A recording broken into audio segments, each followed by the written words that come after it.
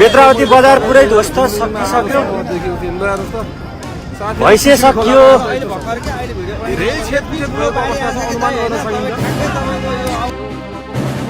चीनको सुशासित क्षेत्र तिब्बतबाट आएको भीषण बाढीले नेपालको रसुवा क्षेत्रमा निकै ठूलो क्षति पुर्याएको छ।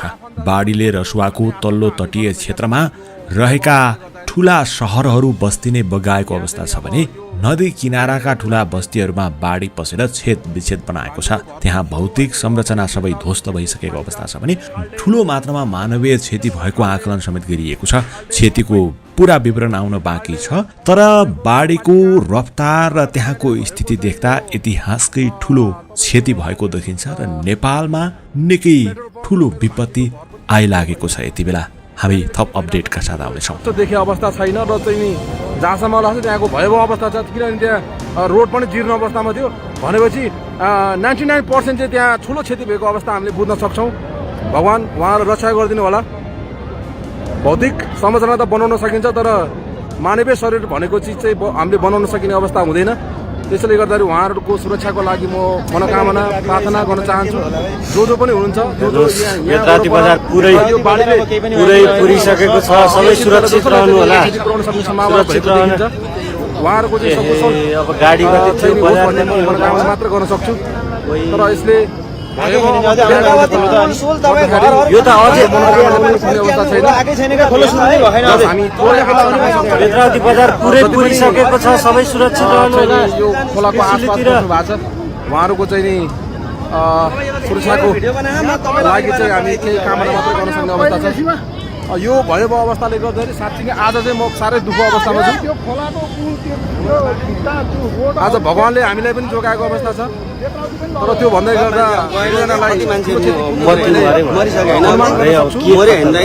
हामी पालिकामा आज कार्यक्रम थियो। बजार पुरै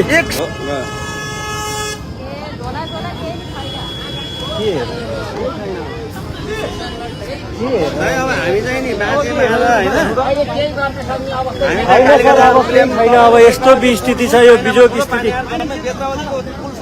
बेत्रावती बजार पुरै ध्वस्त सकिसक्यो भइसक्यो। यति ठुलो बाढी आछ कि दाइ होइन, तपाईँ ठ्याक्कै तपाईँको यो अब घुम्ने आइपुग्नु लाग्यो। हामी बेत्रावतीबाट भर्खर सुरु भयो क्या, पुरा घरै छैन दाइ। लगभग तपाईँको 40-50 घरै डुब्यो क्या। मान्छे कति मऱ्यो हेर्नुहोस्, 100-150 घर डुबिसकेको छ। त्यहाँ चाहिँ कट्यौँ होइन, मान्छे कति मरे कति के हो केही फर्किनु अब पत्तै छैन। यो अब हामी त कटिहाल्यौँ, केही फरक परेन। हामी चाँडै भयो बिहान आज। अहिले अब म तपाईँलाई अझै भिडियोमा 2टा भिडियो बनाएर अब म बनाउँछु। नै हामी त भाग्यले मान्छे हो कि तपाईँहरू त चाँडै आइहाल्नु गाडी बाँच्नुभयो यार तपाईँहरू। यार हाम्रो गाडी पनि फिर्ता गरिदिएँ मैले, तपाईँहरू बाँच्नुभयो बाँच्नुभयो यति बसी होइन। कति आके आज चाहिँ गाडी फेरि हेर्नु त। यो बेत्रावती तपाईँको पुलै छैन, जम्मै बगाएर माथिसम्म आइसक्यो भने यति ठुलो आएको कि होइन पुरै नहुँदैन। 200-300 घर डुबिसक्यो। मान्छे कति के हो, गाडी कति के हो। आजै फेरि गोसाइकुण्ड जाने गाडी यति धेरै आयो, यति धेरै आयो।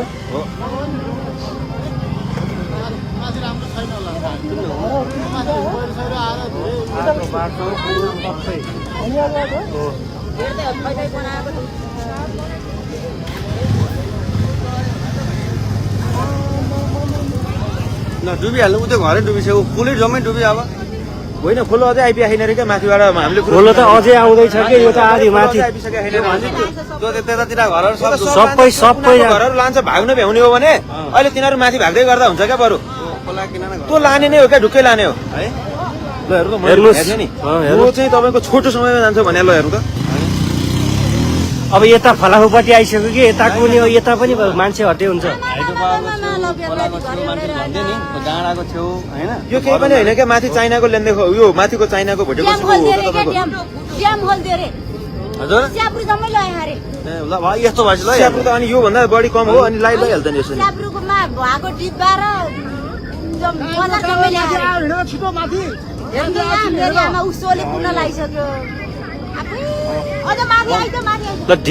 के अरे सोले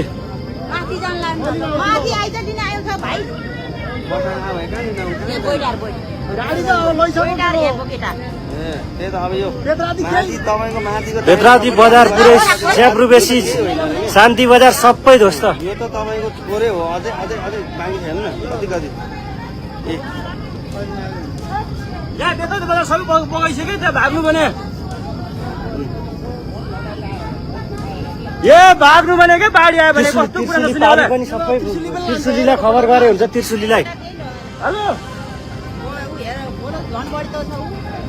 बाढी आयो भने के कस्तो चिसिया कुरा गरेर आने के त्रिशुली सबै भाग्नु भन्ने त्रिशुली बजारै डुब्छ यता यहाँ ठुलो बाढी आयो बेत्रावती बजार सबै बगाइसक्यो त्रिशुली बगाउन लागिसक्यो छिटो भने के भाग्नु भने यता माथि उता उता जानु छरे बजारबाट जानु कस्तो बेला बिदा बसिदियो हेर आज भाग्नु भने के भने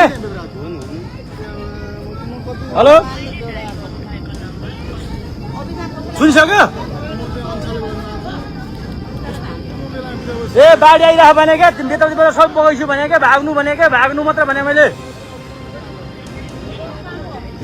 म यहाँ डाँडाबाट हेरेको कालिस्तान डाँडाबाट हेरिरहेको यहाँ बाढी ठुलो आएर बगाइसक्यो भने त्रिशुली बगाउन लागिसक्यो भाग्नु भने उता छोरे भाग्नु भने क्या भाग्नु भने हजुर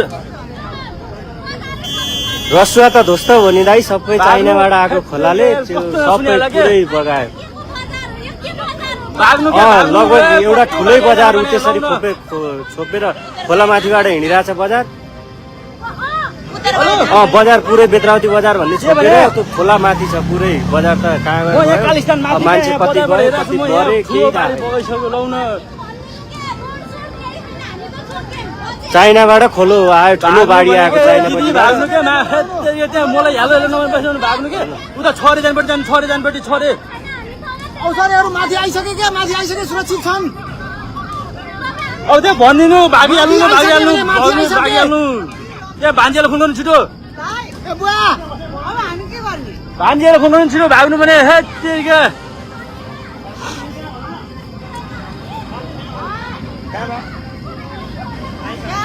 नाटक दिदी मैले नाटक गरेको हजुर हजुर रसुवा त ध्वस्तै बनायो नि बेत्रावतीदेखि लिएर टिमुरेसम्म सबै घरहरू स्याब्रुको सबै घरहरू गयो स्याब्रु बेसी बजार गयो सबै गयो साँच्ची नै हो भने सबै गयो केही बाँकी छैन बेत्रावती बजार माथि खोलो हिँडिरहेको छ हेर्नु त त्यो बजार हो बजार माथि खोलो छ हो बजार माथि खोलो मैले यो ठ्याक्कै लाइनमा देखिएको बजार हो बजार छोपेर खोलो हिँडिरहेछ तपाईँ अहिले हेर्दै हुनुहुन्छ कलर अफ नेपाल 24 घण्टा ताजा खबरका लागि हामीलाई सब्स्क्राइब गर्न नभुल्नुहोला।